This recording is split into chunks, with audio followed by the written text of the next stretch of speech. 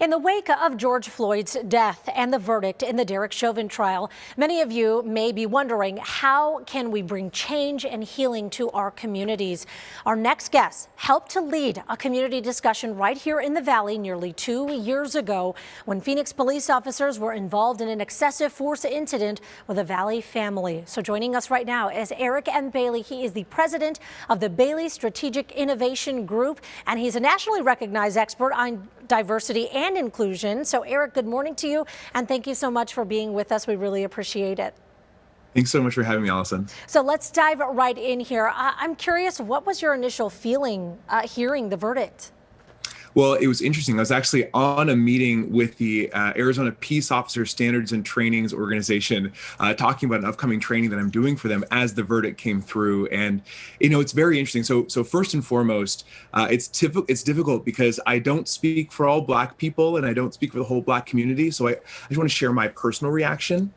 You know, someone shared on one of the news channels that people were afraid to hope. And I think that kind of encapsulated where I was, is that I wanted to hope for the outcome that seemed so evident, you know, given the trial, but I was kind of afraid to hope because of what we've seen in the past. It's very difficult, right, for these outcomes to come through, and so I was relieved for a number of reasons. For the fact, you know, I've got, I'm a Black man. I'm a father of 3 children, 2 of them growing up to be Black men. My oldest is about to turn 13, and every day he stops looking like a cute little boy and starts looking like a handsome man. But I know that as he gets older, there are going to be people who see him as a scary Black man or a threatening Black man, and it's just terrifying, you know. And so I think that it was a little bit of relief that maybe it's possible for us to engage in conversations like this about what the future can look like for justice. Now, I know, and rightfully so, you said you do not speak, you know, for the collective voice for everyone here, but I'm curious, with your work in different communities of color, with our African American communities, what kind of emotional toll has this taken over the past year for our communities? Yeah, there's actually quite a bit. You know, in some folks, like everyone around them is asking, what can I do? And so all of a sudden, every Black person becomes kind of the beacon for education and kind of feels like they're being asked to step up and be responsible for educating everybody, which is hard, right? That's not a role that everyone likes to take. Some folks have a lot of unknown, deep personal feelings that they need to work through before they start sharing them. And so that's actually an emotional toll, as people are saying, how do you feel? How do you feel? Like, I don't know yet. But then there's a lot of people who are feeling very hopeful that, you know, these conversations are happening on a broader scale.